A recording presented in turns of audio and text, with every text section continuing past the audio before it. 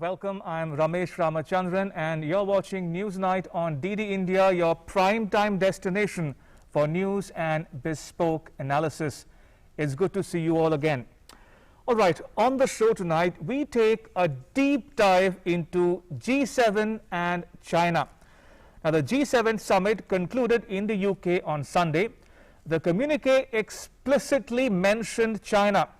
The group of seven, comprising the seven wealthiest democracies, namely the US, the UK, Canada, France, Germany, Italy, and Japan, called on China to respect human rights and fundamental freedoms. The G7 leaders agreed to launch a new infrastructure project for the developing world as an alternative to Chinese President Xi Jinping's signature Belt and Road Initiative. The joint statement criticized China over human rights violations in Xinjiang. It called for retaining a high degree of autonomy in Hong Kong and underscored the importance of peace and stability across the Taiwan Strait. So, has the world reached an inflection point? Has the world had enough of China's belligerence? We get you the answers. Also on the show, Prime Minister Narendra Modi addresses a UN conference on desertification, land degradation and drought. All that and much more coming up over the next 1 hour. But first, as always, the headlines. Prime Minister Narendra Modi delivers keynote address at UN high-level dialogue on desertification, land degradation and drought. Says in the last 10 years, around 3 million hectares of forest cover added in India, enhancing the combined forest cover to almost 1/4 of the country's total area.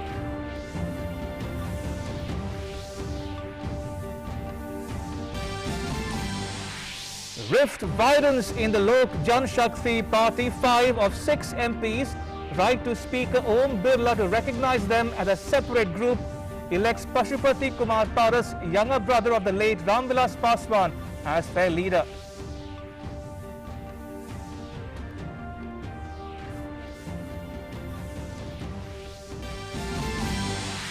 India fights COVID-19. Active caseload declines to 9.73 lakh, the lowest in 66 days. India reports over 70,000 new cases in the last 24 hours. More than 26.68 crore vaccine doses provided to states and UTs.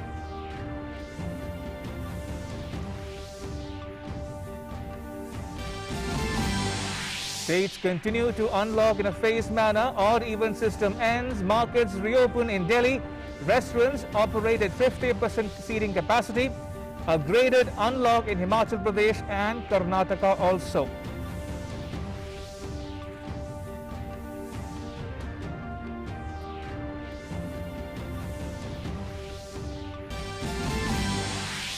End of an era in Israel. Benjamin Netanyahu loses 12-year-old hold on power. Right-wing nationalist Naftali Bennett sworn in as new Prime Minister. PM Modi congratulates him, says looking forward to meeting PM Bennett and deepening the two countries' strategic partnership.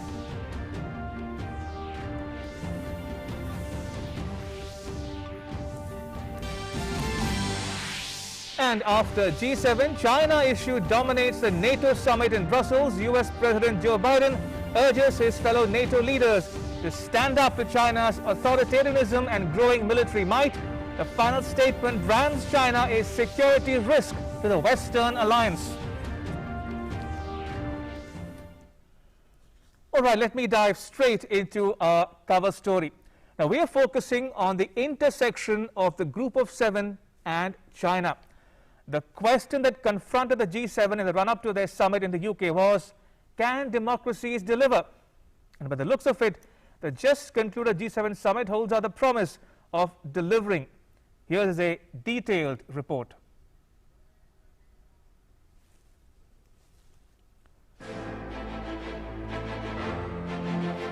The three-day G7 summit drew to a close on June 13th with leaders promising to tackle China's growing influence, fight climate change, get more COVID-19 jabs to poor countries and keep up their economic stimulus programs. The summit was the first by leaders of the United States, Japan, Germany, Britain, France, Italy and Canada since Joe Biden became the US president. Biden said that Western democracies are in a contest to compete with autocratic governments amid competitions between the US and China. I think we're in a contest, not with China per se, but a contest with autocrats, autocratic governments around the world, as whether or not democracies can compete with them in the rapidly changing 21st century. And I think how we act and whether we pull together as democracies is going to determine whether our grandkids look back 15 years from now and say, did they step up? Are democracies as relevant and as powerful as they have been? At the 44th G7 summit, leaders agreed to challenge China's non-market economic practices and called out Beijing for rights abuses in Xinjiang and Hong Kong. The leaders also said they will promote their values by calling on China to respect human rights and fundamental freedoms in Xinjiang. Beijing is accused of committing serious human rights abuses against the Uyghur minority and in semi-autonomous Hong Kong. US officials said until now the West had failed to offer a positive alternative to the lack of transparency, poor environmental and labor standards and coercive approach of the Chinese government that had left many countries worse off. The United States has pushed for specific language in the communique about alleged forced labor in China's Xinjiang region. Officials described the China issue as one of the most challenging elements of the G7 gathering. At one point, US President Joe Biden made a forceful call to other leaders about vocally calling out China's anti-democratic practices, according to officials, emphasizing the need to take action. G7 leaders agreed on the need for unity to deal with challenges posed by China. Together, we must continue to strengthen respect for international law and defend people who face persecution and suffering abroad. I want to thank all of our partners who have supported Canada in condemning the arbitrary detention of Michael Spavor and Michael Kovrig and joined us in calling for their immediate release, as well as reaffirming the G7's shared commitment to our initiative condemning arbitrary detentions around the world. At this meeting, Canada led the way on a common approach to addressing the challenges posed by China. As partners, we must stand strong and united. And at this weekend's summit, we agreed to the action needed to do just that. On the final day of the G7 summit, the leaders collectively urged for a probe into COVID. Joe Biden and other leaders of the G7 summit denounced China and demanded a transparent investigation into the origins of coronavirus. Bureau Report, DD India. Right, time now for our In Focus segment in which we are discussing about G7 delivers a tough message to China. And joining me are my two very special guests, Mr. Manjeev Puri, a former Indian ambassador, and Mr. Sushant Sareen, Senior Fellow, Observer Research Foundation, which is a privately held think tank headquartered in New Delhi. Gentlemen, welcome to News Night. Ambassador Puri, if I can start with you. The tone and tenor of discussions at the G7 summit, the joint statement, in your view, did it tick all the right boxes insofar as the G7-China confrontation goes in particular? Thank you very much, Ramesh. I think this meeting was seminally important because it brought the transatlantic alliance together. Let us remember that the transatlantic alliance, when it comes together, is far bigger than what China thinks it is or what it actually is today in the world. Right. And then to the transatlantic alliance, when you add countries like India, South Africa, Australia, and South Korea, then you have a formidable number of countries rooted in democracy, who, when they speak, the message is tough and the message gets heard. Let me make a simple point to you. If you remember, just a few days back, the Chinese leader spoke about China being a country that should be seen as a good and lovable country. it wouldn't have happened if the transatlantic alliance wasn't coming together. So it's a very good political message, a political message which, in my opinion, has two sides. One, noting the fact that China is a major competitor and telling China in no uncertain terms that be part of a rules-based international order. Secondly, the importance of all of this coming together for global well-being itself. Let's take the case of COVID, the actions taken that we will supply 1 billion doses, that we'll come together possibly to look at even one earth, one vaccine, those kind of things, one health, those kind of issues. I think all this is very important, a particularly good summit and a summit which heralds an era of cooperation among democracies and free countries of the world. Indeed. Mr. Sareen, when you talk about G7 and China, there's always an element of cooperation and competition between the two. But of late, are you sensing that it's going to be more confrontation than cooperation? And what did you make of the G7 joint statement in particular, which made an explicit mention of China? Look, I think it's very clear that it's increasingly going to be much more about confrontation than about cooperation. They might put some diplomatics over that, but I think that's the direction in which things are heading, at least on the face of it. Right. Now, I agree with the, I would love to give in to the optimism which Ambassador Puri is displaying, but I'm a bit of a skeptic on how things are likely to pan out. Look, as far as the declaration is concerned, as far as the meeting is concerned, all of that is perfectly, I perfectly go along with what Ambassador Puri is saying. But my problem is, how do you operationalize it? We have been hearing about a pushback against China for some years now. We've had the Americans and the Indians talk about looking for an alternative model to the BRI. The Indians and the Japs have been talking about it. The Australians, the Americans and the Japanese have been talking about it, the Blue Dot Network. And this has been going on for a couple of years. But somehow nothing is translating on the ground. Now, Ambassador Puri is right. You add the economic strength of Europe to America, to India, Japan, and Australia, and South Korea. You have a behemoth in front of China. China is, it's a bit of a Lilliput in front of this, because combined the economies of these countries is close to 3 times, if not more, the size of the Chinese economy. The question is, will they be able to come together on the same page? And that is where I have the problem. So what would you like to have seen or heard at the G7 summit, Mr. Sareen? Sorry? So what would you have liked to have seen or heard from the G7 summit? I have nothing, Ramesh, I have nothing against what I heard in the G7. But what I want to see now is how the structure and the framework of that pushback is going to come about. If we are talking about a $40 trillion kind of an investment package to counter the BRI, what are the nuts and bolts of that? Who is going to put in what into that particular thing? How are these countries going to come together and cooperate to push back against China? I don't see much movement on that. So, for example, when India and the US spoke, or India and Japan spoke, apart from what we spoke and whatever we heard at that point of time, we've heard nothing of it ever since, right? So, the glacial pace at which we are moving compared to the frenetic pace at which the Chinese are doing things actually leads me to ask, are we missing the bus? Indeed. Ambassador, Mr. Sareen has raised a number of issues there. Let me break it down into simple, digestible capsules for the benefit of our viewers. Let's take the issue of the B3W, Build Back Better World, which seeks to present itself as an alternative to China's BRI.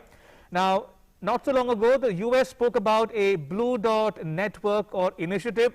Now, on top of that, we have the G7 B3W. The nitty-gritties are still not known, as Mr. Sareen pointed out. But in your opinion, is that a welcome initiative, a welcome step forward in that direction of taking on China where it hurts its most? Ramesh, let me put it to you like this. It is a welcome step in every case, not only in countering BRI, but taking it in any case altogether. Okay. Now, as far as China is concerned, let us remember that it has taken the West quite some time to understand that China is not just a player in terms of its market, but it is a player in terms of great competition and perhaps contestation. Now, when we look at this particular thing, I know democracies take their time in moving forward. Free economies take their time in coming together in what they do. But remember that what they then do is solid and very effective. Please don't forget what happened in the case of the USSR. Let me remind you of something that happened 70 years back, the Marshall Plan. Let me also remind you to what happened something about 30 years back when the Soviet Union disintegrated. The Western countries, when they come together, and especially when they are joined with other emerging economies and societies like India, then there is a great deal of ability. The fact that they take their time is something which we have to accept, because it's not one person taking a decision and people going ahead. The Europeans perhaps have slightly different understandings of China than the United States, which faces off China across the Pacific Ocean. Country like India, which has a land border with China. So these things have to take their time, but then do remember that the overall amount that is brought to bear in the matter is truly significant. Also remember that for large parts of the world, credibility lies in the Western way of doing. They are the ones who set standards. Indeed, China also uses those standards. They are the ones who do technological innovation. China may be catching up, but a lot of that catching up is by borrowing and stealing. There are therefore a lot of abilities, and when they come together, then it will be for the global good. And I take it that the Chinese will also understand that either you abide by a rules-based international order or you face its consequences. Mr. Sareen, you said that the B3W initiative is short on specifics. So if I can take a moment to quote what Antony Blinken said on an American TV network a couple of hours ago, and I'm quoting him here. He says, our experts are going to come together over the coming months and we'll look at the resources necessary to do that. But individually, our countries can only do so much when we put all these resources together, and when we leverage the private sector, it's a very powerful force, and we've got an agreement to move forward on that. Now, that's as far as the B3W goes. If I can ask you to take a step back and look at India and the G7, now, you think India is indispensable to the G7 going forward? Take any issue, any metric, any score, COVID-19, Indo-Pacific, China's rise, climate change, India is becoming indispensable. Would you agree with that?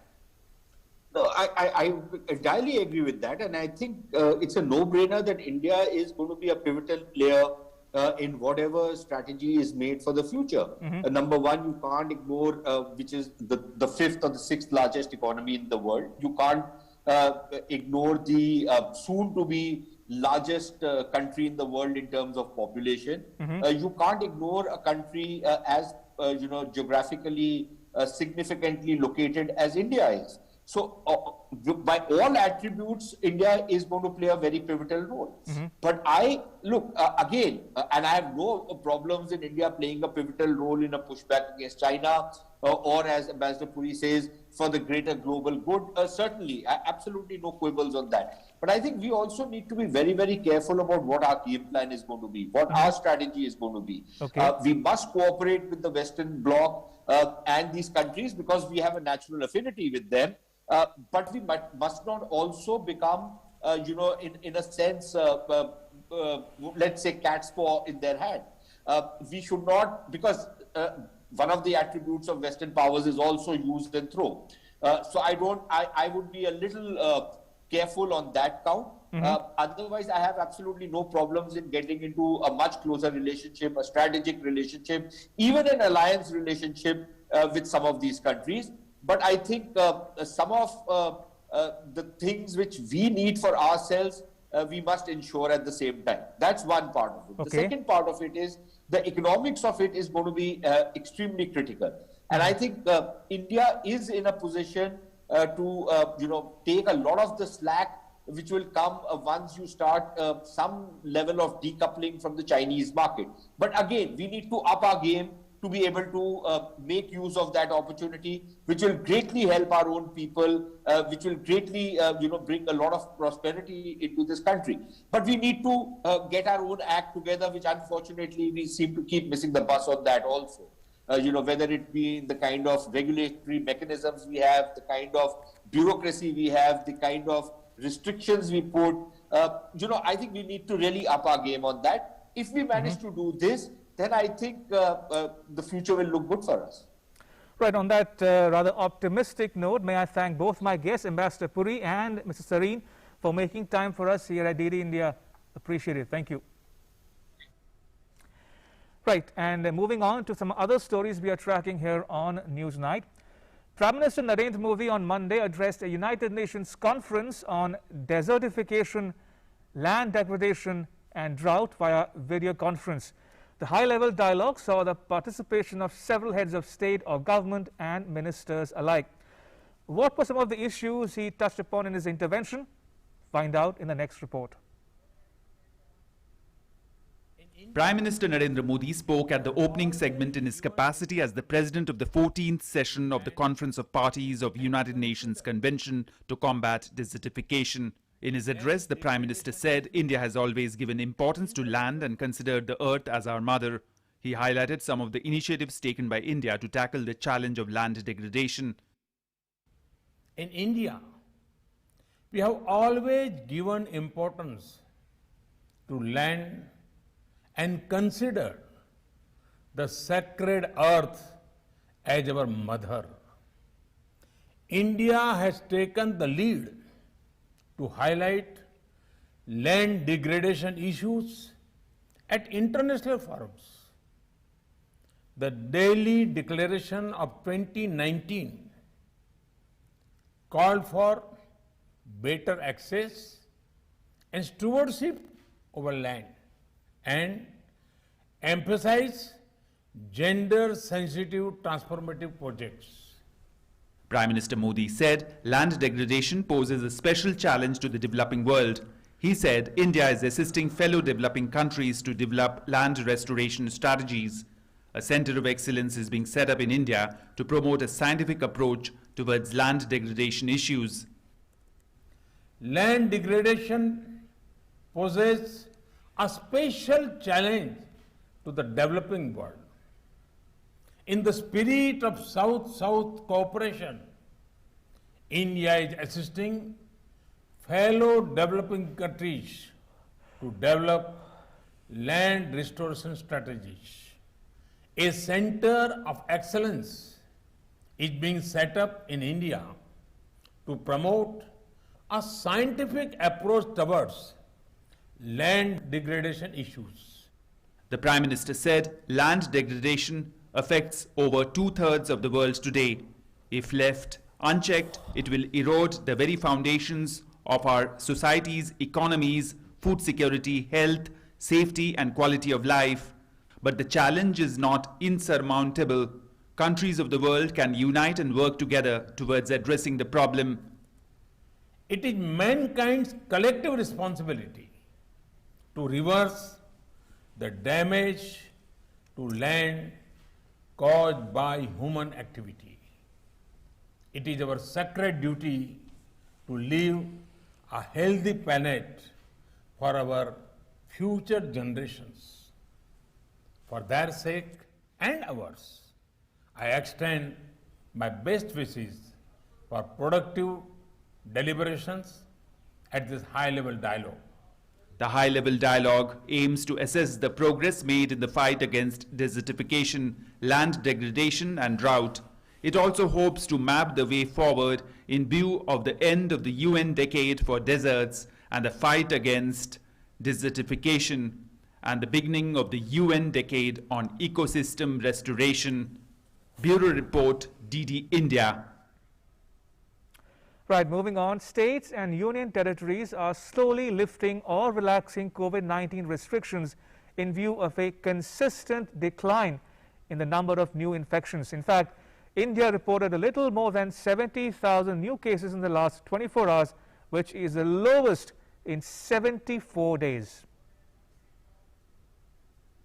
These visuals of unlock from 4 different states of the country show that people's life is getting back on track amidst the decreasing number of new cases of COVID. In the national capital, the number of new cases of COVID has reduced drastically. In the last 24 hours, 131 new cases of corona were reported in Delhi, while 355 people recovered. The number of active cases in Delhi now stands at just 3,226. Phase 3 of unlock has started amidst the improving COVID situation in Delhi. The odd-even opening of markets ended in Delhi from Monday. Restaurants have also been allowed to open with 50% capacity. Beauty parlors and salons have also opened. जैसे निर्देश यही मिले हैं साहब कि 50% क्षमता के साथ रेस्टोरेंट खोले जाएं और हम भी चाहते हैं भीड़ भाड़ ना हो, बीमारी को बढ़ावा ना मिले, लोग आएं, एंजॉय करें, बट अपने जो गाइडलाइंस हैं उसकी सरकार की, उस गाइडलाइंस को फॉलो करते हुए अब 50% क्षमता के साथ हम उसको मेंटेन कर रहे हैं. In Karnataka too, 5 phases of unlocking started from Monday. The lockdown, which started from 27th April, is gradually being relaxed. Concessions have been given in 19 districts, while restrictions are still in force in 11 districts. Auto rickshaws and cabs resumed operations as some shops opened in Bengaluru and Hubballi districts. Today, Karnataka unlocks in over 19 districts, whereas 11 districts will still continue to have strict guidelines imposed during the lockdown. The Karnataka government has observed that the 19 districts which are now qualified for semi-unlock have the positivity rate which the government aimed at. 5T mantra which Karnataka government has been using right from the beginning was useful in bringing down the positivity rate to 6% as of today. So the government now aims to bring this below 5%. In Tamil Nadu, parks, salons, beauty parlors, spas and tea shops have reopened in 27 districts of the state, including Chennai. Parks will be open from 6 a.m. to 9 a.m. and salons, beauty parlors, spas, tea shops will remain open from 6 a.m. to 5 p.m. Haryana too has begun unlocking. According to the new guidelines issued on Sunday, the government gave permission to open gyms. Many more markets have also opened up. However, the state government has said that people should strictly follow the rules of corona. If they are careless, then authorities will be forced to withdraw the relaxations. लोगों को corona के नियमों का सख्ती से पालन करना चाहिए. कोरोना कम हुआ है, हमें ये नहीं मान लेना चाहिए कि ये खत्म हो गया. और अगर लोग ढील करेंगे तो हमें ये दी हुई जो लॉकडाउन में ढीले हैं वो वापस लेने पर मजबूर होना पड़ेगा. Chief ministers of several states met and reviewed COVID management. Uttar Pradesh Chief Minister Yogi Adityanath held a meeting with the officials of Team 9 on the corona situation, while the Chief Minister of West Bengal reviewed the situation with the DMs and SPs of the state. In Uttar Pradesh, vaccination of rickshaw pullers and bus drivers started on Monday. Chief Minister Yogi Adityanath launched the campaign. Yogi Adityanath said that the process of providing medicine kits for children will be taken forward in all the districts of the state from Tuesday. Paediatric ICU के निर्माण की कार्रवाई हर एक जनपद में युद्ध स्तर पर चल रही है. हम लोग प्रदेश के अंदर बच्चों के लिए भी मेडिसिन किट हर एक जनपद में उपलब्ध कराने की कार्रवाई को आगे बढ़ा रहे हैं. अगले एक सप्ताह के अंदर हर एक जनपद में अभियान फिर से निगरानी समिति के मार्गदर्शन में युद्ध स्तर पर आगे बढ़ेगा. Union Ministry of Culture has approved the opening of all monuments, museums and tourist places protected by the Archaeological Survey of India from June 16th. Tourists visiting the monuments will have to follow corona protocols. Less than 1 lakh daily new cases have been reported for 7 continuous days now. This is the result of sustained and collaborative efforts by the centre and the states, UTs. In a snapshot, India reports 70,421 daily new cases in the last 24 hours. Lowest after 74 days. India's active caseload declines below 10 lakh mark after 66 days. Daily recoveries continue to outnumber the daily new cases for more than a month. recovery rate increases to 95.43%. Daily positivity rate stands at 4.72%, less than 10% positivity for 3 weeks. On the vaccination front, more than 26.68 crore vaccine doses have been provided to states' UTs. Of these, more than 1.40 crore doses are still available with states' UTs to be administered. All India Institute of Medical Sciences in Delhi will start recruitment for clinical trials from Tuesday for children who are in the age group of 6 to 12 years. With Aisha in Bengaluru, Tapas and Nitendra in Delhi, Bureau Report, DD India. Right, the Secretary of the Ram Janmabhoomi Tirth Kshetra, Champat Rai, clears the air, terms allegations of fraud in buying land for the Ram Mandir as misleading and politically motivated. He adds that all temple land bought so far was at below the open market price. More in the next report. Sri Ram Janmabhoomi Tirth Kshetra Trust has refuted the allegations of fraud in purchasing land in Ayodhya. Sri Ram Janmabhoomi Tirth Kshetra Trust General Secretary Champat Rai said that allegations have been levelled against us for years, but we are not afraid of such allegations. He also termed the allegations as baseless and politically motivated. हमको आरोप लगते ही रहते हैं। मैं 100 साल से आरोप ही देख रहे हैं हम लोग। आरोप से हम चिंता नहीं करते, आप भी चिंता मत करिए। Earlier, Champat Rai also released a statement saying that it has become necessary to purchase the lands surrounding the Ram Janmabhoomi for several reasons, including improving the wall of Sri Ram Janmabhoomi temple while keeping in mind the Vastu considerations, facilitating the movement of devotees in the east and west side of the temple complex, and also for safety and security reasons at the temple complex. The trust said that land was purchased by Sultan Ansari and Ravi Mohan Tiwari from Kusum Pathak and Harish Pathak some 10 years ago for 2 crore rupees. They had also got it registered. Later, when the temple expressed its willingness to purchase this land, Sultan Ansari and Ravi Mohan Tiwari got the Bainama or sale deed done from Pathak's family on 18th March 2021 as per their agreed price. Later, they sold it to the trust as per the current price. Hence, there is no fraud or corruption involved in it in any way. The trust also said that the land on which discussion has started is very close to the railway station and therefore it is a prime location. The statement also said that all the lands purchased by the trust are purchased at a price much lower than the market price. The trust also said that it has records of each and every penny spent for the temple, and charges are a part of the conspiracy to mislead the Ram Bhakts. Bureau Report, DD India. Right, in other news, the Lok Janshakti Party implodes as Uncle Pashupati Kumar Paras isolates Chirag Paswan. Now, 5 of 6 MPs of the party write to Lok Sabha Speaker asking to be treated as a separate group. My colleague Rajesh Raj reports. Political crisis deepens in LJP. Rift within the party is clearly visible. An overnight coup by Chirag Paswan's uncle left him isolated. The top, with 5 of 6 MPs, wrote to the Lok Sabha Speaker asking to be treated as separate group. These 5 rebel MPs now want a new leader to replace Chirag Paswan, the son of party founder Ram Vilas Paswan, who died last year. They will meet with Speaker Om Birla soon to formally ask for his removal as their leader. LJP revolt is led by Chirag Paswan's uncle Pashupati Kumar Paras, the younger brother of Ram Vilas Paswan, and he's been elected as the new leader of the LJP parliamentary party. 6 सांसद हम लोग हैं। 5 सांसद की इच्छा थी 6 महीनों से कि हमारी पार्टी का अस्तित्व खत्म हो रहा है, ये पार्टी को अब बचा लीजिए। तो मैं पार्टी तोड़ा नहीं हूँ, मैं पार्टी को बचाया हूँ और स्वर्गीय पासवान जी के आत्मा को शांति के लिए मैं जिंदा रहूंगा।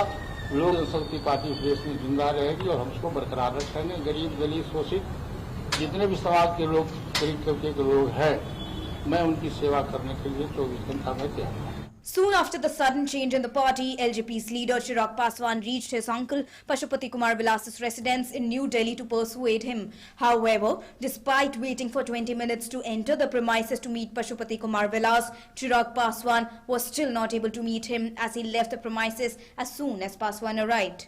एलजेपी पार्टी से हम लोग सांसद हैं। चिराग जी थे तो नेतृत्व परिवर्तन हुआ है, उनके चाचा ही बने हैं, कोई बाहर के लोग तो नहीं आ गए हैं, चाहे कोई तरह के बात है। तो चाचा बने हैं, वो पहले इससे पहले वो प्रदेश में प्रदेश अध्यक्ष थे, पारस जी मंत्री भी थे। अभी नेतृत्व परिवर्तन में उनको लोग माना है सारे सांसद मिलके। On Sunday night, Pashupati Paras along with LJP MPs met Lok Sabha Speaker Om Birla and informed him about the internal situation of the party. During Bihar Assembly elections, despite being a part of NDA, all these leaders are said to have been in a rift with Chirag Paswan since last year's Bihar Assembly elections, where the LJP had registered a poor turnout. Rajesh Raj's report from Delhi, DD India.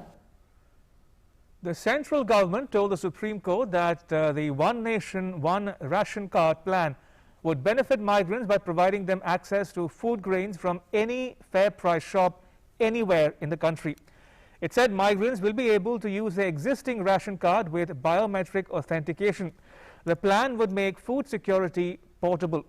The government said it is committed to making sufficient food grains available to the states at highly subsidized prices, which would help aid them during the COVID-19 crisis. The court was hearing a case relating to the problems faced by migrants during the lockdown. Moving on, Union Environment and Forest Minister Prakash Javadekar expressed concern over the unbridled carbon emissions, especially by Europe and the US over the last 200 years, and in the last 40 years by China, which he attributed to having caused the climate change disaster. The minister said India's contribution to climate change in the last 200 years has only been 3%. He said developed nations owe $1.1 trillion to developing nations as a part of climate change mitigation under the Paris Agreement. And this was discussed at the recently concluded G7 Summit as well. Now, speaking at a webinar organized by FICCI Ladies Organization in New Delhi, the minister said India is one of the countries with the least contribution to climate change. Climate change is the result of 200 years of carbon emissions, unbridled carbon emissions, particularly by Europe, America, and for last 40 years, China. The unbridled carbon emissions have made them prosperous. But they have not only polluted the world, they have actually brought this climate change disaster. India is not cause for this. India's contribution, cumulative contribution for over 200 years is just 3%. The minister further said as soon as schools reopen after the COVID-19 pandemic, nursery programs will start in 5,000 schools. Now, under this program, students of classes 6 to 8 will plant saplings and nurture them till they pass out from their schools. We are starting with school nursery program. This school nursery program, when the schools will open, and hopefully after this second wave, there will not be third wave. We will create in first year 5,000 schools will have school nurseries where the forest department will chalk out the nursery. The concept is that students of standard 6th, 7th and 8th will plant, will actually sow the seed when they enter. Then they will ensure and they will learn how to nurture it. The plant will grow during the year. And I hope that the plant at the end of this year will be like this. So they will take back with their annual results this tree, which is their own making. They will go to their house and plant it. The minister called for the need for oxygen banks for everyone. He said trees help in creating such oxygen banks. What is oxygen bank? I am talking about oxygen bank. Oxygen bank is planting and ensuring its growth to the fullest of 7 trees in your lifetime. That gives you enough oxygen to breathe lifetime. So it's an interdependence of nature and human. It's a coexistence of human and nature. We exhale carbon dioxide while they inhale. They exhale carbon dioxide, they exhale oxygen, we inhale. So this is nature. And therefore, if we plant and grow 7 trees to its fullest, then we will definitely be creating our own oxygen bank. Now, it's a great honor for India and Ladakh in particular, as Dr. Sewang Namgyal recently received the prestigious Disney Conservation Hero Award for the year 2020. We have a special report from our Ladakh Bureau. Snow leopard conservation activist Dr. Sewang Namgyal has received prestigious Disney Conservation Hero Award for the year 2020.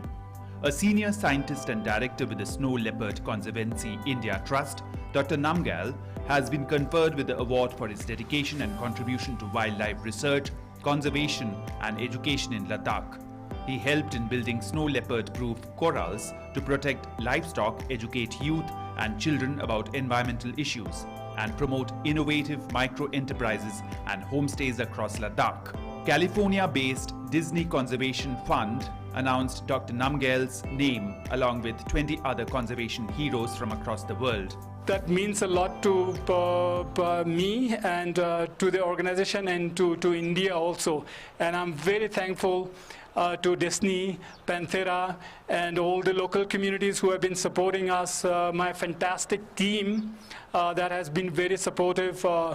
And thank you so much, everyone who have been part of this journey. Thank you. In the Ladakh region, which is home to 60% of India's snow leopards, Dr. Namgyal leads a team of 13 dedicated people along with students and volunteers to reduce conflict between snow leopards and farmers and find solutions to benefit both through community-based tourism, education and research. The initiatives taken by him and his team have helped local people earn an income, offset livestock losses to snow leopards and show the value of a thriving population of snow leopards to help increase tourism. His passion for positively impacting the place where he grew up has helped grow a community-based conservation and education program into a model that has been emulated not just in India but across snow leopard range in Asia. With Stanzin Choldun in Leh, Ramesh Chandra's report for DD India.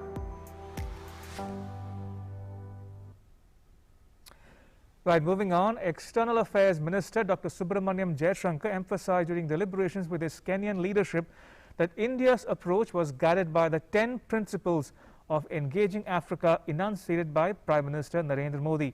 He recognized the Big Four agenda of Kenya on manufacturing, affordable housing, universal health and food security. Later, he inaugurated the renovated Mahatma Gandhi Library at the University of Nairobi. Addressing the gathering, Dr. Jaishankar said the memory of the Mahatma underlines our strong solidarity expressed as practical South-South cooperation. He said India and Africa must strive together for a decentralized globalization. It's also perhaps a time to reflect on the larger significance of the relationship between India and Kenya. As you all know, India's association with this university goes back decades, and the very memory of Mahatma Gandhi was meant to underline our strong solidarity. It also reminds us of the Kenyans with Indian heritage who have contributed so much to this university's growth and success. In the decades that have passed, This sentiment has not diminished. On the contrary, it has taken the form of practical South-South cooperation, of which this project is one small example. Moving on, the first Israeli government in 12 years, not led by Benjamin Netanyahu, got down to business on Monday, with the former Prime Minister shying away from a handover ceremony with successor Naftali Bennett. The right-wing leader's record run in office ended on Sunday, with the Israeli legislature approving by a razor-thin majority of 60 to 59 a new government led by Bennett, a nationalist whose views mirror Netanyahu's on many issues. It's an end of an era in Israel. Benjamin Netanyahu's record 12-year run as Israel's prime minister ended on June 13, with parliament approving a new government of change led by nationalist Naftali Bennett. 60 members of Knesset voted in favor of alliance and 59 against, with one abstention. A former defense minister and high-tech millionaire, Bennett of 49 years was due to be sworn in shortly after the vote. His alliance includes, for the first time in Israel's history, a party that represents its 21% Arab minority. On the other hand, Israel's Netanyahu vowed to return to power in his last parliament speech as PM. So I have a message. I have a message to those who are joyful in Tehran and to those who do as they say in Hezbollah and in Hamas. The opposition in Israel will have a loud and clear voice. And I have another message for them, just as important. We will be back soon. We will be back. Bennett convened his first cabinet meeting after vote and vowed to heal the rift amid the people of Israel. We are at the beginning of new days. The hardships, not an exaggerated word in this case, of forming a unity government are behind us. And now, the citizens of Israel, all of them are looking up at us, and we must deliver. We will act together in partnership and responsibility to heal the rift amid the people and immediately bring the country back to functionality, regular functioning after a long period of paralysis and strife. We are looking ahead. Under a coalition deal, Bennett will be replaced as Prime Minister by centralist Yair Lapid in 2023. The new government, formed after an inconclusive March 23 election, plans largely to avoid sweeping moves on hot-button international issues and plans to focus only on domestic reforms for now. With Bureau Reports, DD India. And Prime Minister Narendra Modi congratulated Naftali Bennett on being sworn in as Israel's new Prime Minister. Mr. Modi tweeted that he looked forward to meeting Prime Minister Bennett and deepening the India-Israel strategic partnership as the two countries celebrate 30 years of the upgradation of diplomatic ties next year. Now, Prime Minister Modi conveyed his gratitude to former Prime Minister Benjamin Netanyahu for his leadership and personal attention to the India-Israel strategic partnership. Netanyahu's tenure as Israeli Prime Minister ended on Sunday. And Naftali Bennett tweeted saying, "Thank you, Mr. Prime Minister. I look forward to working with you to further develop the unique and warm relations between our two democracies," unquote. Moving on, the rise of a belligerent China was one of the main issues confronting the NATO leaders who met in Brussels this afternoon for a summit. Now, the NATO 2030 document adopted at the summit lays out a roadmap of NATO's strategy to counter tomorrow's challenges, including Russia's actions. The leaders of NATO's 30-member countries arrived at NATO headquarters in Brussels on Monday to participate in the summit to discuss forward-looking NATO 2030 agenda that included Russia's actions, threat of terrorism, cyber attacks, emerging and disruptive technologies, security, impact of climate change, and the rise of China. Speaking on the summit, US President Joe Biden said that he wants Europe to know that US is there. Biden also recalled when America was attacked for the first time during World War II and the role played by NATO. I constantly remind Americans that when America was attacked for the first time in its shores since what happened back in the beginning of World War II. NATO stepped up. NATO stepped up, and they honored Article 5. And I just want all of Europe to know that the United States is there.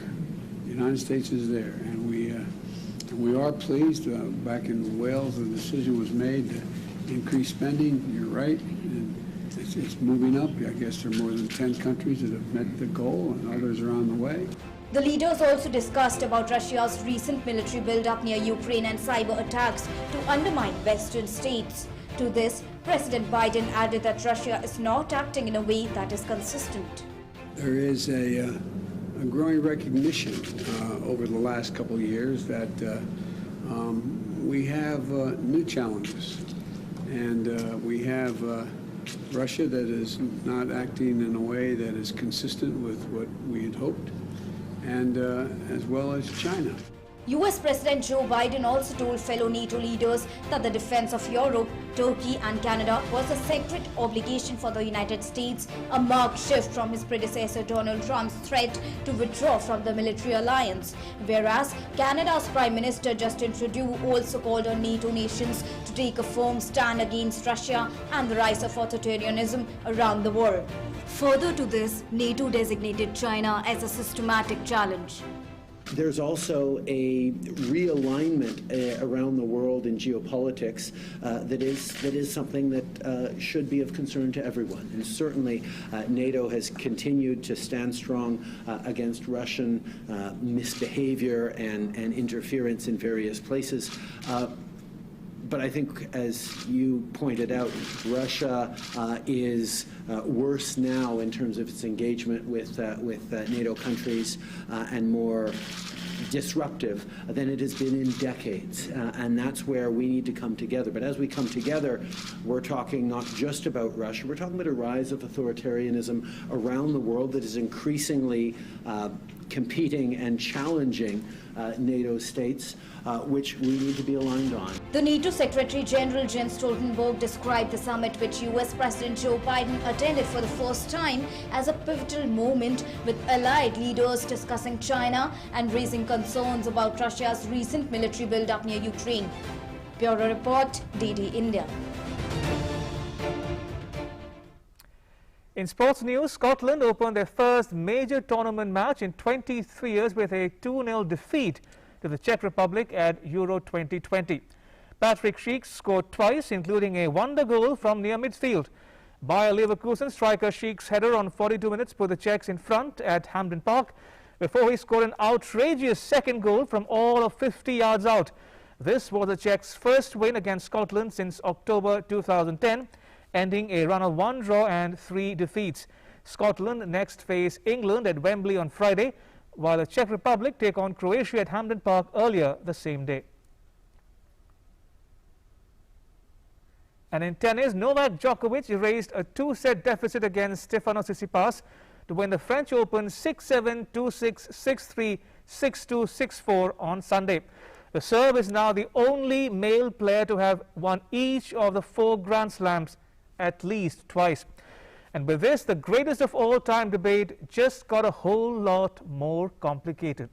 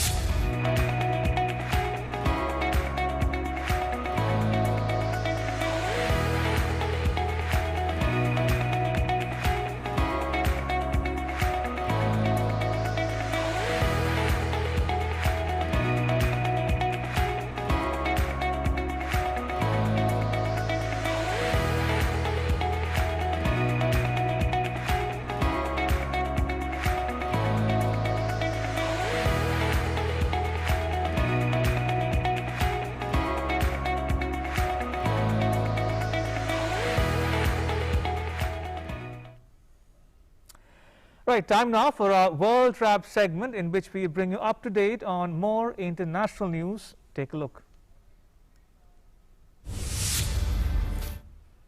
Most coronavirus rules will remain in place in England for another 4 weeks after the planned 21 June unlocking. Senior ministers have signed off on the decision to delay the lifting of all legal restrictions on social contact.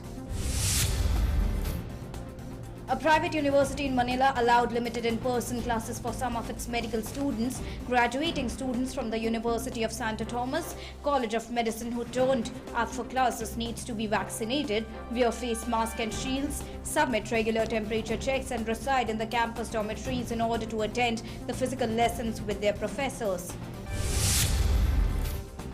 Major Japanese airline companies began vaccinating their employees for COVID-19. The country has more than 775,000 cases of COVID-19 with over 14,000 fatalities. Pro-democracy supporters took to the streets of the main city of Yangon demanding democracy. They marched on street as part of protest today to coincide with the birthday of the Latin American revolutionary who became an international icon after his death. The trial of Aung San Suu Kyi began today, whose government was ousted in a military coup in Myanmar. Swiss voters look set to reject a new law which would help the country meet its goal under the Paris Agreement on climate change. Projections showed that 51% of voters had voted against the new CO2 law in a nationwide referendum conducted under the country's system of direct democracy. And with that, it's a wrap. But news continues here on DD India. You can catch all the latest updates on our social media, mobile and digital platforms. Remember, wear a mask, preferably two like I am. It's for your own good. Thanks for watching. Bye-bye.